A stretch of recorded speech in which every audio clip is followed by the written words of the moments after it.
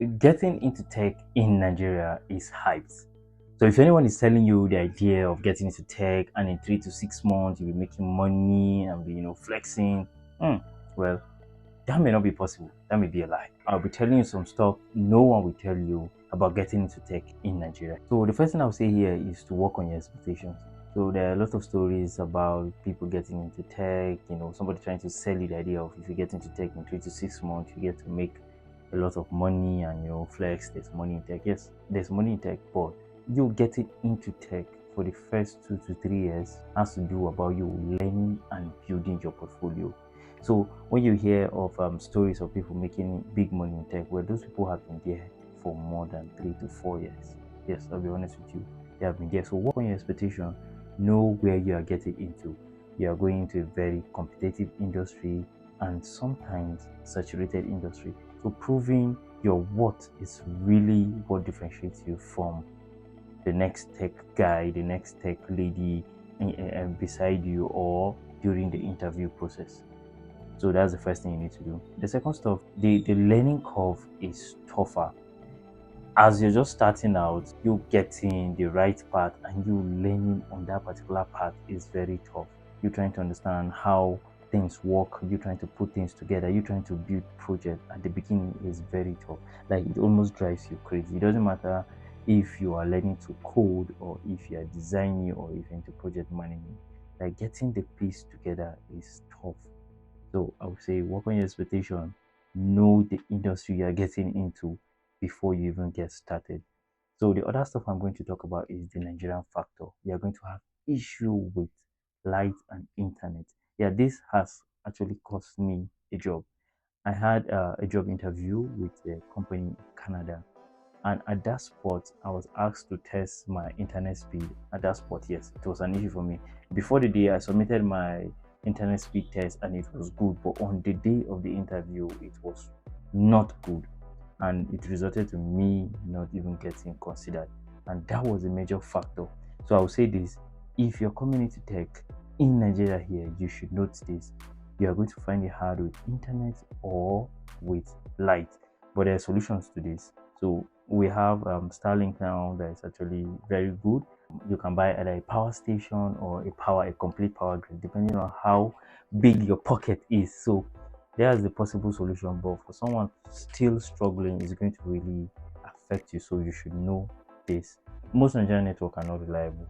MTN, Glo, Airtel, these networks are not reliable. You get to switch in between networks at every given point, some days and some weeks. Another point here I'm going to mention is the job market. So the hype is there. Yeah, there are a lot of companies in tech in Nigeria. Yes, mostly fintech. Yes, but you getting into job into those companies, those big companies that pay well, the chances are just very slim. I'm going to be honest with you. Why? Because there's a lot of there have been a lot of layoffs recently. We have very good tech people around without jobs, and the other factor is that we don't have enough opportunity in Nigeria here. Yes, and the jobs you find out there would not pay you well. I'll say this: they will not pay you well as you're starting. Don't even expect a 200k salary, 300k salary, or 400k. That's just the truth. So you should know how to work on your expectation when it comes to work. And sometimes your internship will be totally free. I did a free internship, and I've been saying it on this channel, but that is a path you should consider taking if your plan is to build your portfolio and to build your record and to become more valuable. So you have to first struggle with all this stuff before you get to the juicy part where you get even considered by international companies and you get to earn the big bucks. So that's something you will struggle with. Yes, it's a factor in Nigeria. The other thing I'm going to say here is networking is like your key to this tech stuff.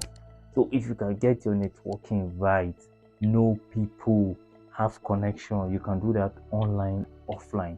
You can do that online through Twitter, LinkedIn. You can build connection and make friends online on different groups. Make friends online, let them know what you do. So the other way you can do it is by going for tech events. We have Google developer events happening every day, and there are other tech events that don't even get announced. Find them and find yourself there.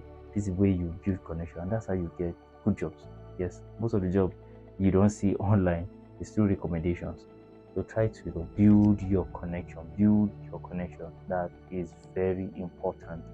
So I'm going to mention that getting to tech is not all about coding. Yes, it's not about coding. There are several rules from marketing, design, project management. They are not that doesn't have anything to do with coding. So if you want to consider all these parts, the idea is just try to get your research in place, know what you're doing, and I always recommend you go for a tailored course. One thing you're going to struggle with is getting a tailored course. Yes, it's online, you'll be alone learning, but if you can form a community, I think I did that when I was transitioning from front end to UI UX. I had a community where I get to get feedback and all this stuff, and it helped. So if you are choosing the route of learning online, try to join a community. It's going to be beneficial. So guys, I would recommend you watch the next video here if you want to know how I got my remote UI UX job. Check it out right here. Thank you and see you in the next video.